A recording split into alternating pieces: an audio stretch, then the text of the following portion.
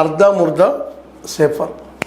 ಇನ್ನು 230, 40, 50, 60 ಹೊಡೆದ್ರೆ ಸೇಫರ್ ಅನ್ನುವಂಥ ವಾತಾವರಣ ಇವತ್ತದ.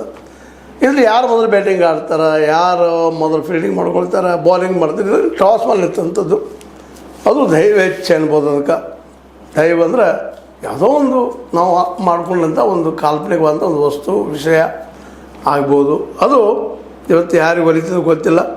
ಆದರೂ ವಿಶೇಷವಾಗಿ ಟಾಸ್ ಗೆದ್ದವ್ರು ಮೊದಲು ಫೀಲ್ಡಿಂಗ್ ಆಯ್ಕೆ ಮಾಡ್ಕೊಳ್ತಾರೆ, ರನ್ ಮಾಡೋದಕ್ಕೆ ಒಂದು ಗುರಿ ಗೊತ್ತಾಗ್ತದೆ ಅಂತೇಳಿ.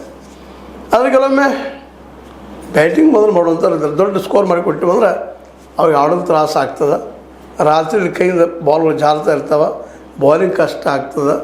ಅದಕ್ಕೆ ಮೊದಲ ಏನಪ್ಪ ಅಂತಂದ್ರೆ ವಿಶೇಷವಾಗಿ ಎಲ್ಲರೂ ಏನಪ್ಪ ಅಂತಂದರೆ ಫೀಲ್ಡಿಂಗ್ ತೊಗೊಂಡ್ಬಿಟ್ಟು ಬಿಡುವಂಥದ್ದು ಅಂತೇಳಿ ಮಾಡ್ತಾರೆ.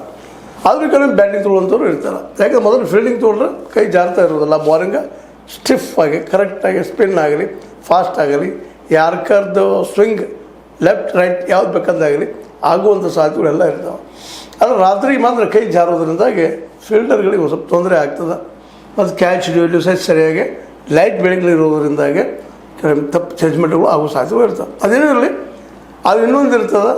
ಈ ಎಣ್ಣೆದವ್ರಿಗೆ ಆಡೋರಿಗೆ, ಬ್ಯಾಟಿಂಗ್ ಮಾಡೋರಿಗೆ ಈ ಏನಪ್ಪ ಅಂತಂದ್ರೆ ರನ್ ರೇಟ್ಗಳ ಮೇಲೆ ಆಡೋ ಮುಂದೆ ಹೆಚ್ಚು ಆದರೂ ಒಂದು ರೂಲ್ಸ್ ಬರ್ತದೆ, ಕ್ರಿಕೆಟ್ ರೂಲ್ಸ್. ನಿಮ್ಗೆ ಎಣ್ಣೆ ಆಡೋರಿಗೆ ಒಮ್ಮೆ ಹೈಯೆಸ್ಟ್ ಸ್ಕೋರ್ ಕೊಡುವಂಥದ್ದು ಏನೋ ಆಗ್ತಾ ಇರ್ತಾವೆ, ಸರಿಯಾಗಿ ರನ್ ಆಗದಿದ್ದಾವಾಗ.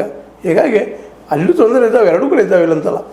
ಈ ಡಂಕನ್ ಅವೇನು ರೂಲ್ಸ್ ಆ್ಯಂಡ್ ರೆಗ್ಯುಲೇಷನ್ ಅದಾವೆ ಕ್ರಿಕೆಟದ್ದು, ಅವು ತೊಂದರೆ ಕೊಡುವಂಥವು ಅದಾವೆ. ಇನ್ನು ಈ ವಿಷಯಕ್ಕೆ ಬಂದಾಗ ಇಲ್ಲೇ ಈಗಾಗಲೇ ರನ್ಗಳನ್ನು ನೋಡಿದಾಗ ಈ ನಮ್ಮ ಸಾಯಿ ಸುದರ್ಶನ್ ಟೈಟನ್, ಗುಜರಾತ್ ಟೈಟನ್ಸ್ ಸಿಕ್ಕಾಪಟ್ಟೆ ರನ್ ಹೊಡೆದಿದ್ದಾರೆ.